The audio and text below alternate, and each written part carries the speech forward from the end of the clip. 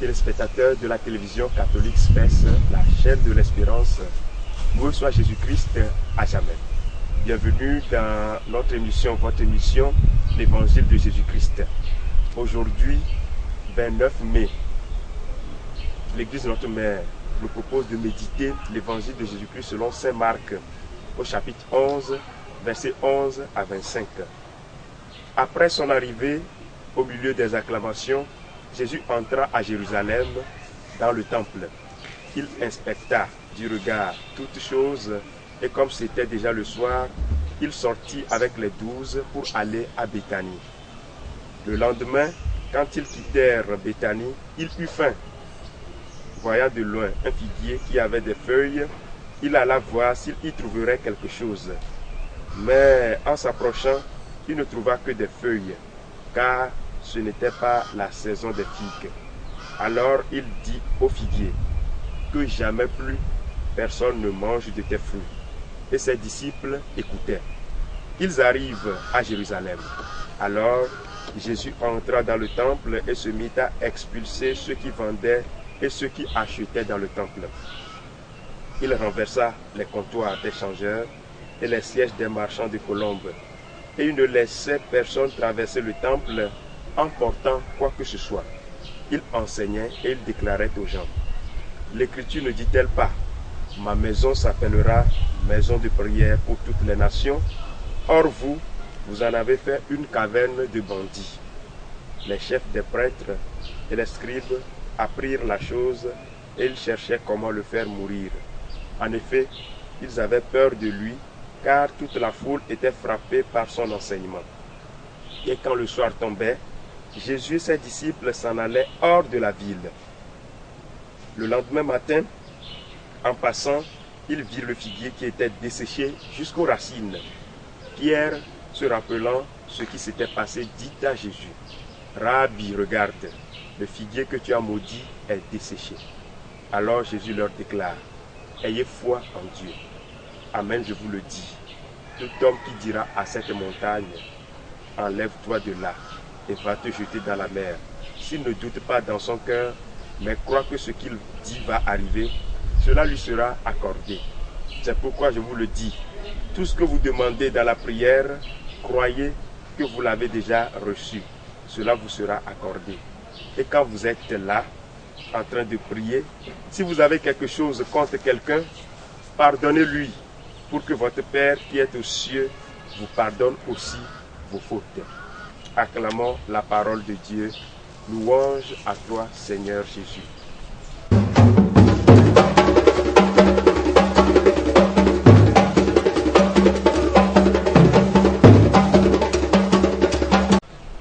Bien-aimés dans le Seigneur, la parole de Dieu est si belle pour notre vie. Et je voudrais simplement aujourd'hui que nous puissions contempler cette parole de Dieu. On voit un peu le schéma. Jésus est arrivé à Jérusalem. Il est venu au temple. Il retourne à Béthanie. Il revient au temple. Et il retourne encore à Béthanie. Voilà un peu le schéma qui nous est présenté. Et à Béthanie, on voit déjà que Jésus, quand il eut faim, il vit un figuier. Ce n'était pas la saison des figues. Mais Jésus avait faim. Il attendait de pouvoir cueillir quelques figues. Mais voilà qu'il ne trouve que des feuilles. Ce n'était pas la saison. Mais Jésus maudit le figuier. Jamais plus personne ne mangera de ton fruit. On peut se demander qu'est-ce que le pauvre figuier a fait à Jésus, puisque le texte précise bien que ce n'était pas la saison des figues. Mais c'est illogique ce que Jésus est en train de faire. Revenons maintenant à Jérusalem dans le temple. Le soir, quand il était passé au temple, on dit qu'il promena son regard et il inspectait tout. Mais le lendemain, quand il est venu, il voit les vendeurs et les acheteurs dans le temple. Alors là, Jésus en chassa, il renversa les choses, il leur dit, il est dit que ma maison sera maison de prière. Et vous, vous en avez fait une caverne de bandits. Jésus est rigoureux en disant cela.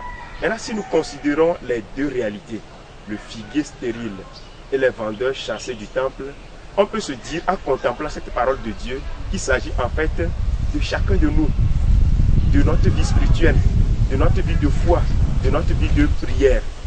Dans notre cœur doit être maison de Dieu. Et quand Dieu est là, il y a toujours de la fécondité.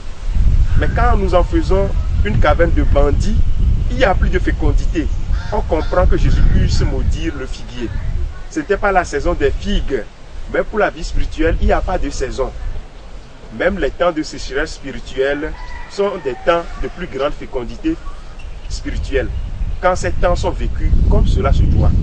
Voilà la réalité que nous contemplons. Le figuier stérile. Le temple duquel Jésus chasse les vendeurs. Qu'est-ce qui se passe en nous? Que faisons-nous de notre cœur? La demeure de Dieu.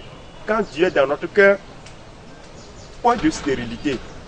Pierre ayant constaté le lendemain que le figuier qui était maudit était devenu stérile, s'est desséché jusqu'aux racines, Pierre dit à Jésus, voilà que le figuier que tu as maudit s'est desséché. Et Jésus répond, ayez foi en Dieu. Quand on lui parle de figuier stérile, desséché, lui dit, ayez foi en Dieu. Ça veut dire que quand il y a la foi en Dieu en nous, point de stérilité. La foi en Dieu est le principe de notre fécondité. Et la prière soutenue dans le temple, dans notre cœur, est le principe également de fécondité. Notre foi s'alimente dans la prière et tout ça là nous fait produire des fruits en tout temps. À telle enseigne que tout le monde qui viendra à nous, à chaque moment, savourera des fruits de foi, des fruits d'espérance, des fruits d'amour que le Seigneur attend de chacun de nous. Puissions-nous tout au long de cette journée lui offrir encore nos cœurs, lui qui nous fait lui-même le don de la foi, qu'il alimente encore notre foi en ce jour et que nous puissions cheminer dans cette foi, croire et que la foi et le pardon accordé au prochain fécondent toujours notre prière en tout temps et partout. Amen. Nous voulons entendre le Christ.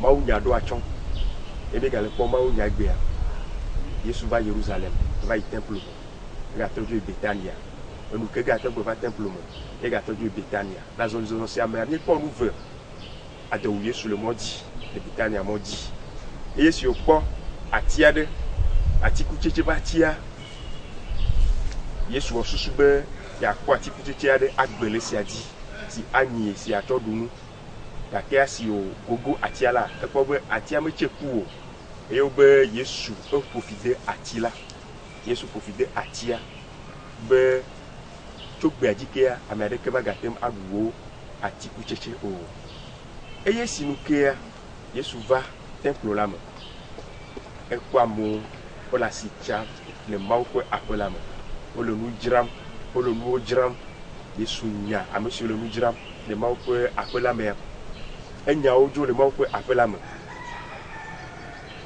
ene mi ko nu vesiawa ya ko be ati si do la cheku e ngongla to blobe me eyi sike ma ti la cheku nye sia o kakea Yesu ya ba le bio ku cheche le yi mama e si me ko wa Yesu profiter atia e gbedu ko mo hema Yesu le blobe gbedu ko me temple me ya do la nye gbedura petepe ma ko akọ me gbedura petepe boa o choba wo asime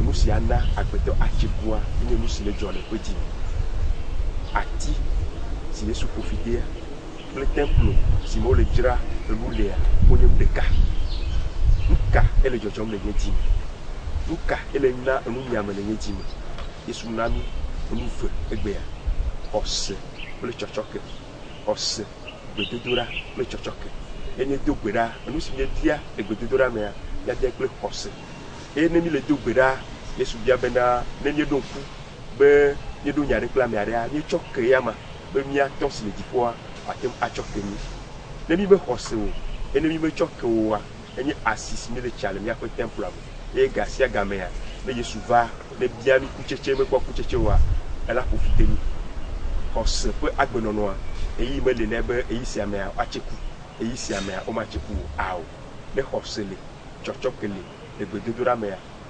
amesiame acheku esiai e amesiame si adorawu amesiame si enula hia ala gogomia ela kpɔ kutsetse le mia gbɔ aɖu anɛ agbe abe ale si aƒetɔ ŋutɔ dzi nene ya ɖe kuku na aƒetɔ ŋutɔ megado ŋusẽ mia dometɔ ɖe sia ɖe nu si le dzɔ le mia me xɔse si ke bu le mia me tsɔtsɔke si ke bu le mia mea aƒetɔ ne kpe ɖe mia ŋuti miagage ɖe keklẽ siawo me enu nyiame siawo me be woagbu agbe mi eye ga sia gamea Yesu maƒo fi ɖe mi o vɔa Yesu la yra mi alabe ame siwo va mia gbɔa wokpɔ agbe esiawo katã ɖo va me na mi to ŋutɔ ƒe amenuveve me amen.